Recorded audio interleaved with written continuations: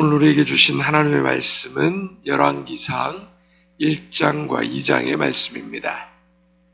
구약성경 열왕기상 1장과 2장의 말씀을 함께 보도록 하겠습니다.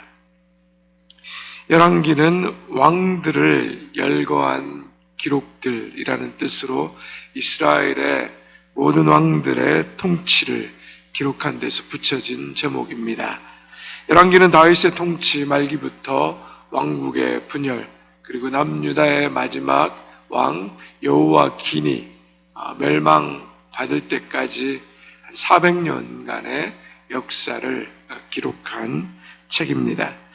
열왕기는 다음 세 가지 질문에 답하고자 쓰여졌습니다.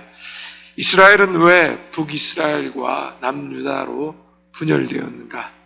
왜 북이스라엘은 멸망당했는가? 왜 남유다도 멸망당했는가? 라는 것입니다.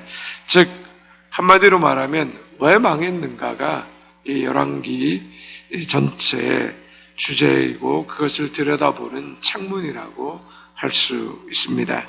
하나님의 말씀에 순종했을 때 우리는 복을 받지만 하나님의 말씀에 불순종했을 때 저주를 받는 것, 그것이 하나님과 맺은 언약의 조건이었습니다. 그래서 열왕기의 결론적으로 인간은 실패했다라는 것을 말하고 있습니다. 왕을 세워달라는 그 요구에 따라서 왕을 세웠고, 그리고 그 왕들이 통치를 했지만 그 왕이 우리를 부하게 만들어주고 강하게 만들어줄 것이라는 기대를 가졌지만 결국 인간은 실패할 수밖에 없다는 것을 이야기합니다. 그러면서 그 인간 왕들의 실패를 보면서 우리의 시선과 생각은 자연스럽게 우리의 참된 왕, 사랑과 공의와 정의의 왕, 그리고 우리의 영원한 왕이 누구인가, 즉 메시아에게로 우리의 시선을 돌리게 만들고 있습니다. 1장으로 들어갑니다. 다윗이 솔로몬에게 왕위를 물려주는 과정에서 왕위를 둘러싼 반역의 소용돌이, 왕자의 게임이 펼쳐집니다. 다윗의 아들 중 압살롬 다음에 태어난 아도니아가 자신이 스스로 왕이 되어야 되는 것이 마땅하다라고 생각합니다. 그래서 5절 이하에 보면 압살롬이 그 다윗에게 반역했던 그 길을 그대로 따라가는 장면이 나옵니다. 호위병을 세우고 그리고 스스로를 높이고 그리고 자기 주변에 자신을 따르는 사람들을 모으는 것을 보게 됩니다. 그러나 아도니아가 왕이 되어서 계략을 꾸미고 스스로 왕이 되려고 한다고 해도 결국에는 하나님 뜻 앞에 무너지게 되어 있습니다. 그래서 49절에 이하에 보면 솔로몬이 왕위에 앉았다는 소식을 듣고 아도니아의 주변에 모였던 모든 사람들이 뿔뿔이 흩어지는 장면이 나옵니다. 이 악인의 모습은 하나님이 한번 소리를 발하시면 무너지게 되어 있고 바람에 나는 겨와 같이 흩어지고 사라집니다. 오늘도 우리가 바라보고 따라가야 하는 것은 무엇입니까? 인간의 모습 그리고 환경과 상황이 아니라는 것을 하나님은 다시 한번 우리에게 일깨워주고 계십니다.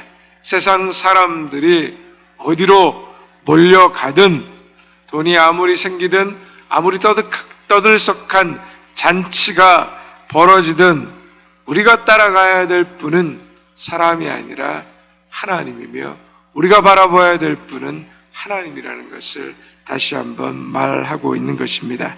하나님을 바라보지 않고 따르는 사람들의 수는 허수이고 그들의 힘은 헛심이며 그 기세는 헛기세라는 것 우리는 잊지 않아야 합니다.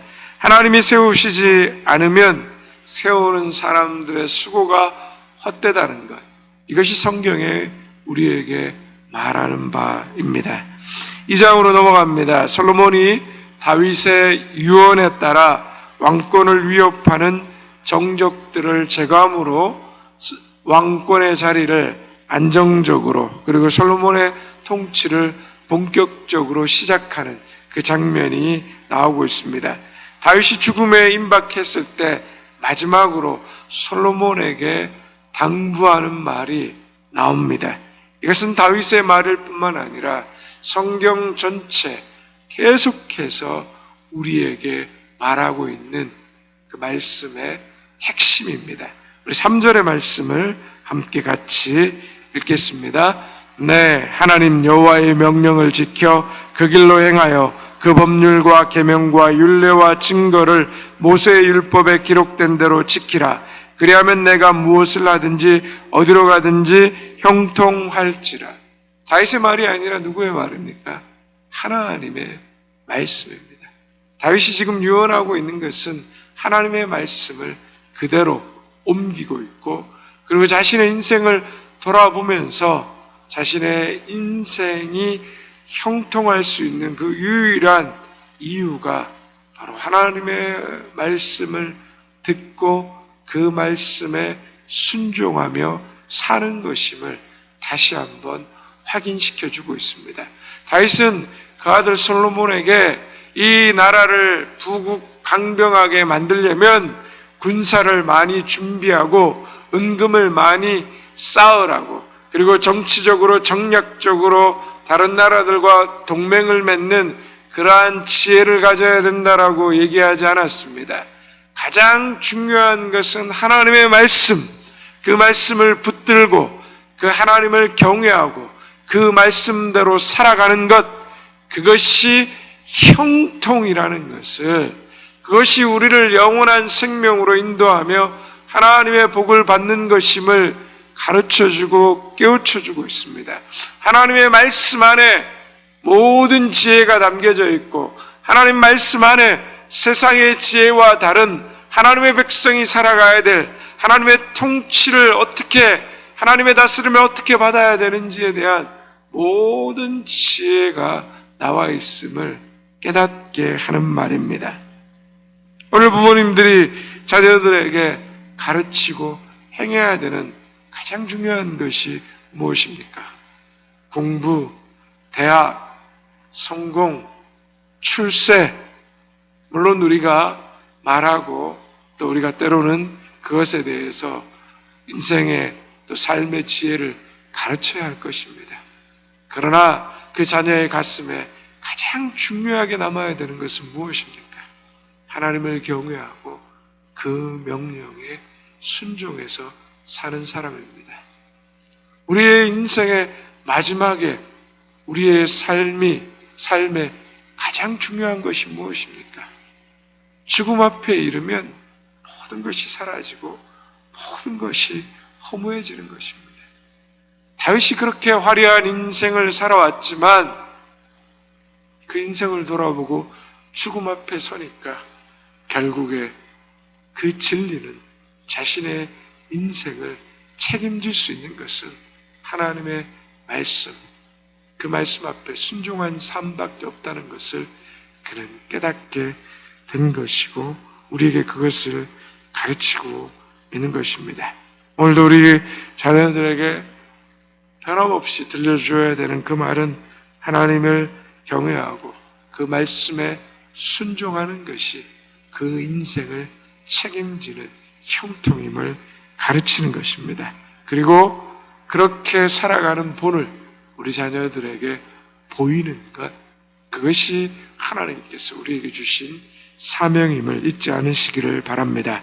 이제 다윗은 솔로몬에게 구체적으로 그 율법을 따라서 어떻게 살아야 되는지에 대해서 그 말을 해주고 있습니다. 5, 6절에 보면 요압이 피 흘린 그 죄를 징벌하도록 합니다. 요압은 다윗의 군대 장관으로 유능한 장관이었습니다. 하지만 중요한 순간에 왕의 뜻을 거스리고 자신의 야망에 따라서, 자신의 정치적 이익을 따라서 행동하며 살아갔습니다. 그래서 다윗과 함께 언약을 맺은 사람도 자신의 이익과 야망에 맞지 않으면 서슴없이 죽였습니다. 또 압살롬을 살려달라는, 압살롬에게 호의를 베풀어달라는 다윗의 부탁을 듣지 않고 압살롬을 죽여버립니다. 그리고 아도니아의 반란에 그는 또한 가담했습니다. 특별히 무고한 아브넬과 아마샤의 그 피를 흘리며 죽겠습니다. 다윗은 무고한 자의 피를 흘리게 한 그 요압에 대해서 공의로운 심판을 부탁했습니다.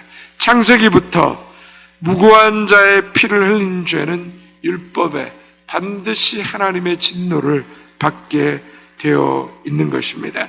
또한 7절에 자신의 피난길을 도왔던 바르실레에게 베푼 은총을 기억하고 그리고 그 자손들에게 하나님의 은혜를 베풀어 달라고 부탁하고 있습니다. 부모가 아름다운 삶을 살아가면 그 부모의 아름다운 삶이 자녀들에게 복을 미치고 아름다운 영향을 미치는 것을 우리에게 말해주고 있는 것입니다. 그리고 8, 9절에 보면 까닭없이 자신을 저주했던 시므이를 율법에 따라 심판받도록 부탁합니다. 시므이처럼 약해졌을 때, 사람이 가장 비참한 가운데 처해졌을 때 다른 사람을 저주하고 괴롭히는 말을 하는 사람에 대해서 마땅한 징계를 하나님의 때 하도록 하고 있습니다.